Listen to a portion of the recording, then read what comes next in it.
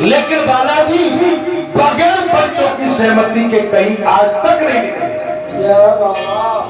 पहले पंचों की सहमति। अच्छा बालाजी पहले ही पंचों में घुस जाते हमारा, पंचों की बात आने से पहले भी बोलते थे कैसा होना चाहिए। बोलो सच्चे दरबार की जय। आज तक का रिकॉर्ड है यहाँ का। 7 दिन तक मुझे आपके साथ रहना है, 7 दिन तक। महाराज क्या आप तैयार हो? 7 दिन के बाद हम प्रस्थान कर जाएंगे, क्या आप तैयार हो? कैसे महाराज अभी आज लक्ष्मणगढ़ से जो भागवत कथा का मौका भी आ गया, आज देखे सरपंच साहब हमारे जाने का प्रोग्राम था वो तो कैंसिल कर दिया, लेकिन अभी जाने का बीच में पड़ रहा है। उस बीच में गंगा दशहरा आ रहा है, हम रुकने की कोशिश कर रहे हैं और कोई कह रहा है कि नहीं चलने की कोशिश करो, तो वो बैलेंस हमें बनाना पड़ेगा। आपका आशीर्वाद होगा तो मैं सच्चे मन से कह रहा हूं कि मैं तो भैया यार रुकने के ही मूड में हूं कि रुका रहूंगा।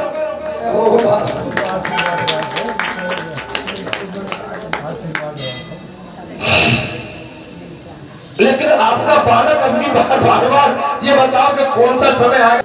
कथा बहुत ही मार्मिक चल रही है महाराज, यहाँ पर देख लो महाराज, बोले 7 दिन का टाइम। अब 7 दिन में हमें सब कुछ करना है महाराज। सब लोग विषाद दिवस महाराज, सब लोग विषाद बस मुरझाए हुए मुख से ये आश्चर्यजनक वृतांत सुन रहे थे। राजा ने स्वयं ही कुमार समरंजय को राजमहल में लेकर जाकर उन्हें राजा के पद पर अभिषिक्त कर दिया।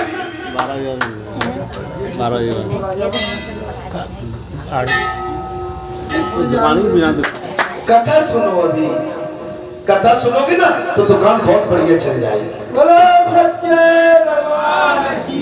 फिर नगर और राज्य के लोगों को भी दान आदि से प्रसन्न करके पुण्य आत्मा राजा ने गंगा के पश्चिम तट पर एक विशाल मंदिर बनवा दिया। आप समझ लो, सारे अपने सहयोगियों को, अपनी प्रजा को माने संतुष्ट किया। देखिए बात वही अच्छी लगती है कि आप छोटे से बड़े से पूछ के निकलो तब। देखिए अगर मैं नहीं भी बताऊं निकल जाऊं चुपचाप तो तुमको अच्छा नहीं लगेगा। मैं तुमसे भूल के जाऊंगा, पूछ के जाऊंगा, तुम्हारे पास बैठ के जाऊंगा, तुम्हारी मुस्कुराहट लेके जाऊंगा और मैं भी तुम्हें अपनी मुस्कुराहट लेके जाऊंगा तो उसमें आनंद आएगा। राजा का मतलब ये नहीं होता, कलेक्टर का मतलब ये नहीं होता, एसपी का मतलब ये नहीं होता कि तुम शासन से, सत्ता से, धर्म से ऊपर हो, तुम सब पदे हुए हो। अगर इस व्यासपीठ को छोड़ना है तो पंचों की अनुमति ले लो। बोलो बालाजी सरकार की जय। ये नहीं है कि आप व्यासपीठ पर बैठ गए तो सबसे ऊपर है, आप भी विधान के अंदर बंधे हो।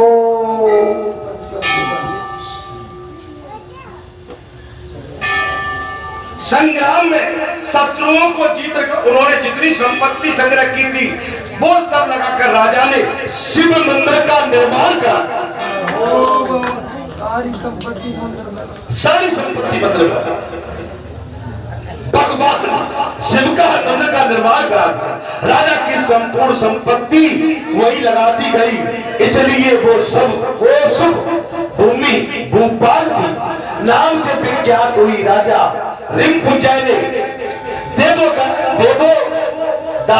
देवो दासेश्वर लिंग की स्थापना करके अपने आप को कृतार्थ माना है। तदंतर एक दिन विधि पूर्वक उस शिवलिंग की पूजा की और वंदना करके जो ही स्तुति करना प्रारंभ किया तो ही आकाश से एक दिव्य विमान उतरा जो हाथ में सूर्य एवं चंडू बाण धारण करने वाले शिव पार्षदों से घिरा हुआ था। तत्पश्चात उन पार्षदों ने राजा को दिव्य माला देकर गंध, दिव्य वस्त्र एवं दिव्य आभूषण से अलंकृत किया है और उन्हें शिव धाम में पहुंचा दिया। तब से वो तीर्थ भूपाल श्री के नाम से प्रसिद्ध हुआ है। भूपाल श्री के नाम से प्रसिद्ध हुआ। वह श्रद्धा आदि करके अपनी भक्त शक्ति के अनुसार दान देकर जो देवोदासेश्वर का दर्शन और भक्ति पूर्वक पूजन करता है तथा राजा की इस कथा को भी सुनता है, वो फिर गर्भ से बाहर नहीं आता, बोलो सच्चे और गर्भ के अंदर भी नहीं जाता, दोबारा गर्भ में नहीं जाना पड़ता। अर्थात सब पापों का नाश करने वाली देवोदास की कथा होती है। वो अनाथ दृष्टि एवं अकाल मृत्यु का भय नहीं होता है। आप इस कथा को सुनेंगे तो अकाल मृत्यु एवं भय आपको नहीं सताएगा। इस महात्म कथा के पाठ से सबके मनोरथ पूर्ण होंगे। कि श्रीमन नारायण नारायण नारायण नाम बसाने वैकुंठ। लोग मेरे को वैकुंठ में समझते हैं कि मैं वैकुंठ में बात करता हूँ, पर तुम्हें वैकुंठ में नहीं रहता। तो महाराज कह रहे न मैं योगियों के हृदय में जब सदा नहीं रहता हूँ, कभी कभार झलक योगी मेरे को अपने हृदय में देखते हैं। तो महाराज कह रहे कि मेरे भोले भाले भगत मेरी बोलो प्रभु श्री रामचंद्र की, बोलो बालाजी धाम की, बोलो संत परिवार, भक्त समाज, संत समाज, हर हर महादेव। बहुत ही सुंदर राजा देवदास की आपने कथा सुनी। भगवान विष्णु भी रुक गए महाराज। देवदास की राज्य में जाके राज्य के प्रति क्या निष्ठा थी, प्रजा का पालन कैसे किया। स्वयं भगवान परीक्षा लेने के लिए ब्राह्मण के रूप में पहुंचे और राजा की परीक्षा ले डाली। लेकिन राजा ने सारी युक्ति जो भगवान कहना चाहते थे वो स्वयं उस राजा ने भगवान के सामने रख दी। आपने कथा भी सुनी। भगवान ने कह दिया हमें क्या बताऊं, एक कसर है बस। तुमने भगवान शंकर को बहुत दूर मंदराचल पर्वत पर बिठा के रखा है, बस उनकी प्राण प्रतिष्ठा कर दो और जितने भी सब कुछ कोई संशय होंगे वो पाप भी सब नष्ट हो गए। और भगवान विष्णु की बात थम गए, अपने विमान को भेज दिया भगवान शंकर के पास। महाराज विमान गया है सूचना देने के लिए। तब अगस्त ऋषि बोले, बोले पार्वती नंदन आपने ये कहा, कार्तिकेय से कहा, बोले हे पार्वती नंदन आपने ये कहा कि काशी परम पावन है, उसमें भी भगवान विष्णु ने पंचनंद पंचगंगा तीर्थ का बहुत उत्तम जाना। अतः हम जानना चाहते हैं कि उसका नाम पंच तीर्थ क्यों हुआ और वो सब तीर्थों से बढ़कर परम पावन क्यों कहा, कृपया करके बताएं। जो निराकार होकर भी साकार है, निराकार होकर भी भगवान का स्वरूप कैसा है, निराकार, ठीक है, उसका आकार नहीं है। जो प्रतिमाएं बनी है जागी रही भावना जैसी और प्रभु मूर्त देखी। भगवान हमने भाव बनाया हमारे भगवान ऐसे होंगे, लक्ष्मण ऐसे होंगे, माता सीते ऐसी होंगी, हनुमान बाबा ऐसे। ये हमारी भावना है, मन की आकृति है। हमारे मन की आकृति ने प्रभु की आकृति बना दी। रूपहीन होते हुए भी भगवान रूपवान है। भगवान कोई रूप नहीं हो, अनेक रूप है। अब बताइए निराकार का मतलब है, आइए बोलो। जी हाँ, निराकार। अब कोई रूप है क्या? लेकिन इसमें ही आप अगर कुछ बना देंगे निराकारी तो भगवान की तस्वीर आ जाएगी। लेकिन उसके बाद में भगवान सुंदर है। देखिए भगवान ने इतनी सुंदर दुनिया बनाई है तो बनाने वाला कितना सुंदर होगा। अच्छा कोई बालक होता है गोरा चट्टा सुंदर बालक आ जाए तो अपन सोचते होंगे इसके माता पिता भी सुंदर होंगे, आकर्षण होता है। तो जब भगवान ने इतनी सुंदर दुनिया बनाई है और इस सुंदर दुनिया में एक से एक सुंदर व्यक्ति भरे पड़े, अखंड सुंदरता है, तो उसकी सुंदरता कितनी बड़ी होगी महाराज, वो कितना सुंदर होगा। अर्थात रूपहीन होते हुए भी आप रूपवान हैं, अव्यक्त होकर भी आप व्यक्त हैं। मैंने कई बार उदाहरण दिया, कन्हैया छोटे शीशा में कौन है माँ, बेटा तू ही तो है, बोले मैं हूं। अच्छा मैं इतना सुंदर हूं, तो इससे भी अधिक सुंदर है, इससे भी अधिक सुंदर। मैं उधर नहीं कहना चाहता जो मैं कई बार बोलता रहता, आप समझ लो। पंच से परे भगवान कैसे भी बात को कथा को ध्यान से सुनिए। प्रपंच से परे इंसान महान वही है जो प्रपंच से परे, इधर की उधर न करे, वहां से सुन के वहां से सुन के न फोड़े। बच्चों एक बात बताओ, आप अगरबत्ती जहां लगाओ, भले ही उधर पुण्य पे धीरे, लेकिन यहाँ की अगरबत्ती की हवा चलेगी, खुशबू वहां पहुंची जाए। आप भले ही उस पुण्य में बात करो या इसके अंदर बात करो या उसके अंदर करो या इधर इस दिशा में करो, आपने कोई भी धार्मिक बात करी वो भी पहुंच जाएगी और अधार्मिक की वो भी पहुंच जाएगी, बात कोई नहीं रोकती। अच्छा आप जिसको अपना मान के कह रहे हो ना, वो आप मानती हो लेकिन आपका है नहीं।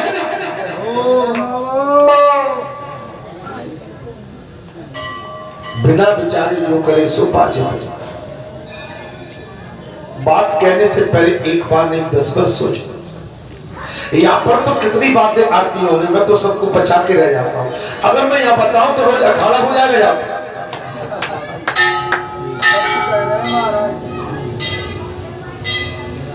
उदाहरण देता हूं, मैं क्या कह के चला आता हूं, शाम क्या कहता हूं, शाम। इसलिए शांति में जो आनंद आता है, हम क्योंकि ऐसी जगह पे बैठे हैं कि हम वो जो बाहर से वो दुर्गंध की हवा आ रही है, अगर वो दुर्गंध की हवा को हम खींचने लगे तो हमारा स्वाद भी खराब हो जाएगा।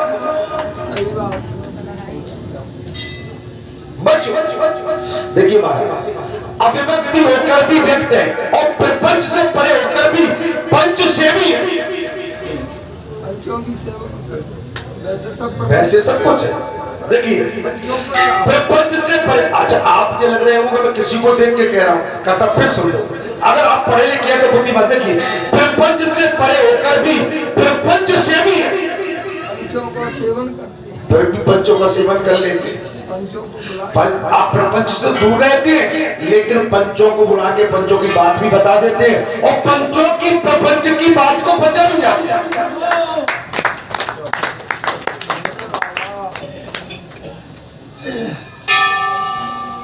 अजन्मा होकर भी कार्तिक भगवान कहते हैं ऋषिवर, भगवान अजन्मा होने पर भी जिनके अनेक जन्म धारण किए, उनकी क्या अटकी थी भाई? संतों ने, पृथ्वी माता ने, देवताओं ने मन प्रार्थना की, प्रभु इस संसार में पाप बढ़ गया, इस धरा पर पाप बढ़ा हुआ है, तो मैं क्या करूं? बोले प्रभु आपको अवतार लेकर राक्षसों का विनाश करो। राक्षस कौन है? बोले जो दिन रात तप तपस्या में हमारे अच्छे कार्य में विघ्न डालते, संतों को सता रहे, ऐसा विनाश करो। महाराज जी किसने कहा क्या प्रपंच से भी आप अजन्मा होने पर भी जिन्होंने अनेक जन्म धारण किए, नाम रहित होकर भी इस पर नाम धारण करने वाले आप हैं। वैसे आपके कोई नाम नहीं है फिर भी नाम धारण कर लेते। आपके भक्त, आपके संत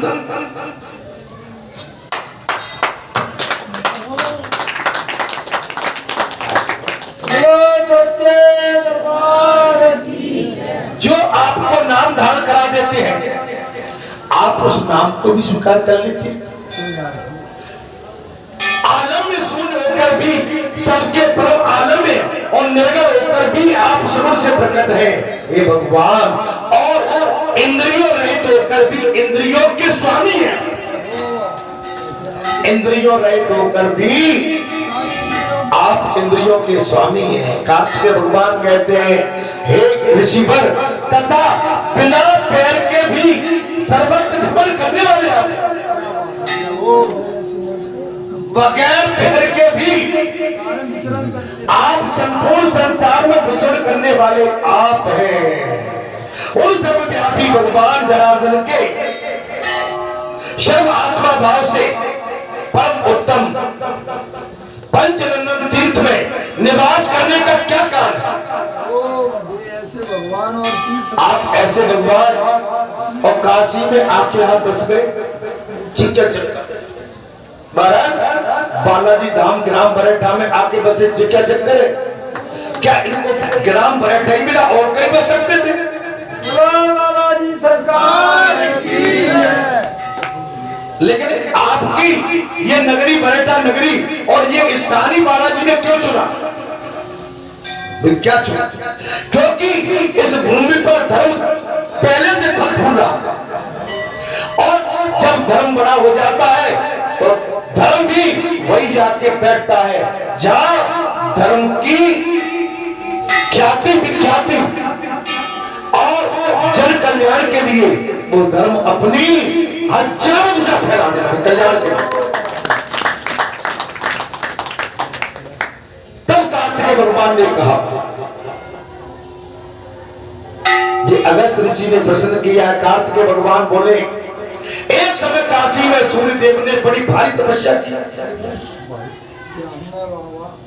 कथा बोलो, अच्छा लग रहा है? आलस तो नहीं आ रहा किसी? स्कंद भगवान कार्तिकेय भगवान ने कहा, हे ऋषिवर, एक समय की बात है, काशी में सूर्यदेव भगवान ने बड़ी भारी तपस्या की। उस तीर्थ में तपस्या करते हुए मयूखादित्य नामक सूर्य की किरणों से बहुत पसीना प्रकट हो गया। भगवान सूर्य ने तपस्या की और भगवान सूर्य का प्रकाश इतना तेज था कि मयूखादित्य नामक सूर्य की किरणों से पसीना प्रकट हो। वो महा सुवेद की धारा किरणा नाम से प्रसिद्ध पुण्यमयी नदी बन गई। क्या बन गई महाराज? महासुदेव की धारा किरणा नाम से प्रसिद्ध पुण्यमयी नदी बन गई। फिर वो धूप पापा नदी से मिली है। धूत पापा नदी से मिली। धूत पापा से मिली हुई किरणा स्नान मात्र से मां पाप रूपी अंधकार का नाश कर देती है। तदंतर दिलीप नंदन भागीरथ के साथ, भागीरथी गंगा यमुना और सरस्वती के साथ वहां आई है।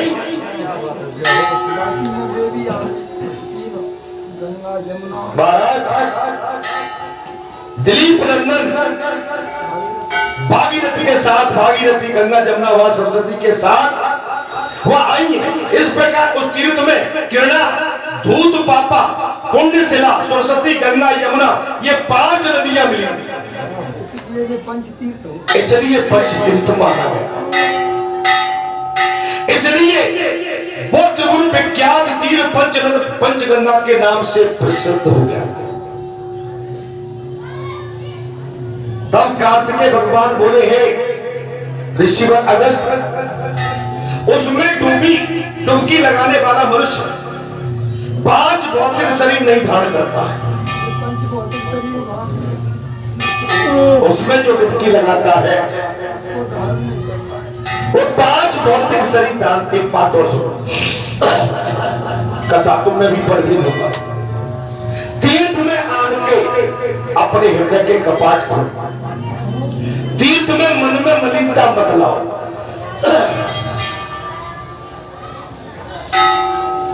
तीर्थ के घाट सभी के लिए खुले रहते हैं।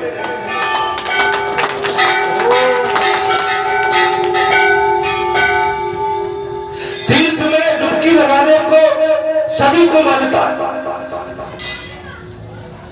ये जो कथा चल रही है ये व्यक्ति विशेष नहीं, ये सबके लिए चल रही है। अगर हम संसार में कहीं हिल डुल जाते हैं तो हमारे हिलने डुलने के लिए, इसको सही मार्ग पर लाने के लिए कथा हमको मिलती है। हम कभी छोटी भूल कर बैठते हैं तो सच्चे सावधान करने के लिए ये बालाजी धाम ग्राम बरेठा में कथा के माध्यम से आपका कल्याण मार्ग यहीं से एक गंगा की नदी की तरह पवित्र बनता है। 5 नदियों का ये संगम समस्त पापा राशि को विदीर्ण होता है। जब हमसे कोई गलती हो गई, आपसे हो गई, तो यह गलती सुधारी जाती है। क्या किया जाता है? सुधार। दंड नहीं दिया जाता, यात्रा नहीं दी जाती है। जब इस लोक को छोड़ के परलोक में जाएंगे तो हम संसार में की हुई गलती को, भूल को यहाँ पर सुधार लेंगे तो हमारा वो यमलोक सुगम और साफ हो जाए। अभी तो हमको लगता है कि ये कथा शायद हम पे तो नहीं चल रही, ऐसा लगता है। क्यों लगता है? सच्चाई से डरती हो? सच्चाई से डर किसको लगता है? सच्चाई से डर किसको लगता है? नहीं लगता ना? नहीं लगता तो मन के किवाड़ खोल के सच्चाई का सामना करो।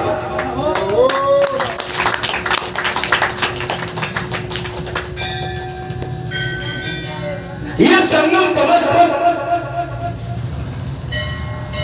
पाप राशियों को विदीर्ण करने वाला है। इसमें स्नान करने मात्र से मनुष्य ब्रह्मांड मंडल का वेदन करके उस लोक को चला जाता।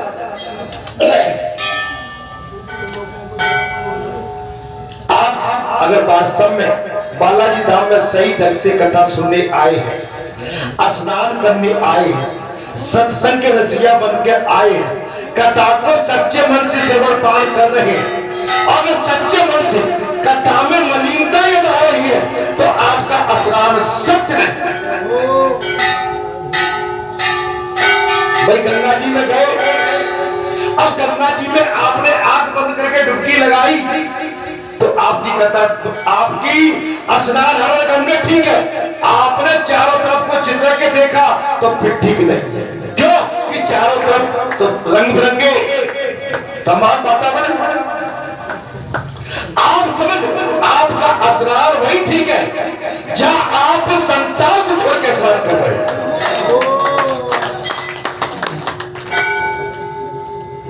आपकी कथा सुनना तभी साकार है जब आप संसार की मलिनता को त्याग के बैठे।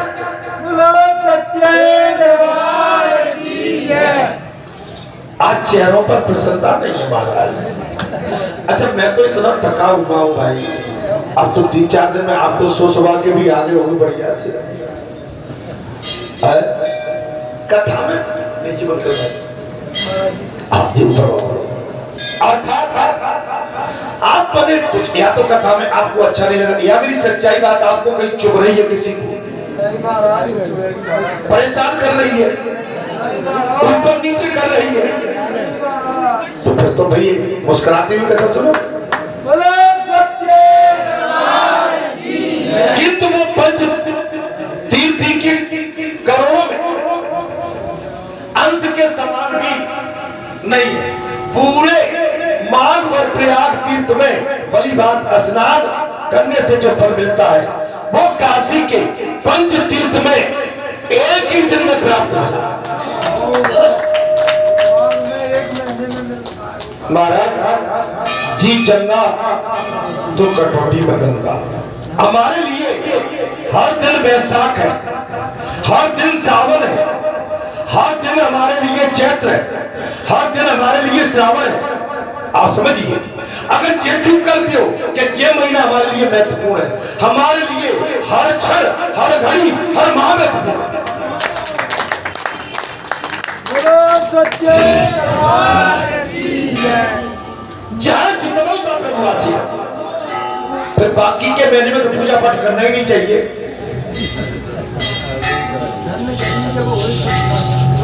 महाराज ये संसार में ऐसा कहीं नहीं लिखा हुआ कि ये महीना हर महीने का महत्व है, हर दिन का महत्व है। आज मंगलवार हनुमान जी का, कल बुधवार गणेश जी का, परसों गुरुवार गुरु महाराज का व्रत, और शुक्रवार माता भगवती का, विष्णु भगवान का गुरु, और भगवती का शनिवार शनि, फिर हनुमान जी का, रविवार सूर्यदेव का। 7 दिन में 7 बात हो गई। और दिन है क्या हो जो मैं बता दो। आप महीने की गिनती में जाओगे तो गड़बड़ में फंस जाओ।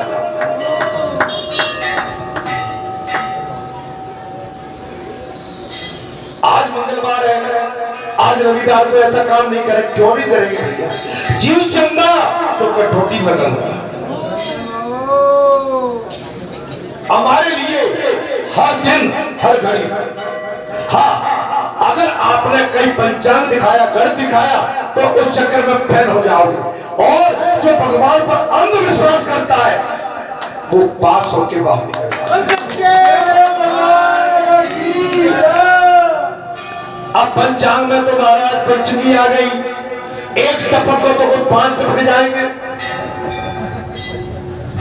आज गुड़ाई आ गए, पता नहीं कहा है जाते। आज भाद्रा आ गई, पूजा नहीं होगी। आप क्या चेक करेंगे? 2 दिवाली 2 होली कर देते हैं। हमारे शास्त्री ऐसे कि 2 दिवाली 2 होली 2 देवठान 2 जन्माष्टमी जो ठोक देते तो तुम्हारा गणित फैल है। फिर तो ये हमारे शास्त्र में 2 चीज क्यों? सनातन तो एक है, सनातन एक है। आप जितने भी शंकराचार्य हैं, आप शंकराचार्यों से विचार विमर्श सभा उनके पास जाकर आप अपने विधान को, वेद को, अपने पंचांग को तब लास्ट में सील लगाए। हमारे किसी भी धार्मिक त्योहार में 2 धारणा आए, एक दिन ही हर त्योहार बनना चाहिए, उसका आनंद कई गुना होगा। वही दिवाली क्या करते हो? आप ऐसे बोले फूस में शादी नहीं, ये फूस में शादी फिर निकाल दी शास्त्रियों ने। क्या है, क्या तुम खिलवाड़ करते हो? कोई जवाब है क्या? फूस में शादी मनुष्य महीना मानते थे, लेकिन फूस में भी शादी कर दी। मतलब क्या है? निकाल दो। पंडित जी देख लो कितना तो होगा। हाँ ठीक है, जा मैं एक काम करो, फिर नाम मान रहे तो जा कर ले, हो जाएगा। लगते तो शादी बना, होलिकाष्टकों में शादी निकालो, होलिकाष्टकों में शादी। तो आप समझ लो क्या चक्कर है भाई। अरे तुम्हारा मन करे तो भाई, फिर मैं कहता हूँ कि फिर तो जा चितवा तो ब्रह्मासी, भगवान के नाम लेके ठोक दो, सिंह जय श्री राम बोलो, बोलो सच्चे दरबार की जय। अर्थात संसार में महाराज पंच तीर्थ में स्नान,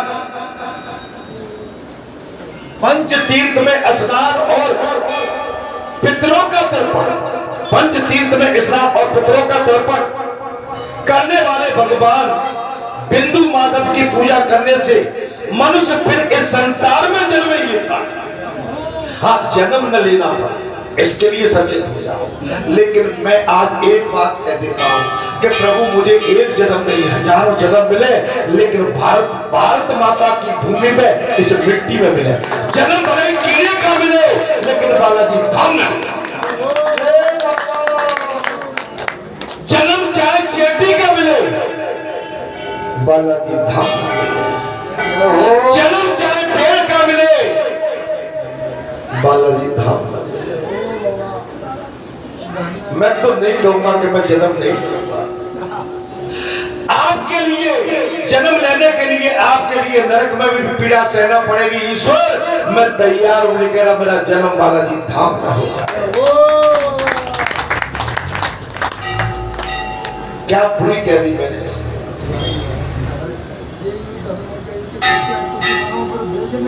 ब्रज में मैं पातल बनूं, मैं दोना बनूं, मैं किसी पेड़ की पत्ती बनूं, डाली बनूं, टोनी बनूं, मैं पताका बनूं, मैं आपके लिए बिछात बनूं, मैं आपके लिए कुछ भी बनूं, लेकिन आपका बनूं।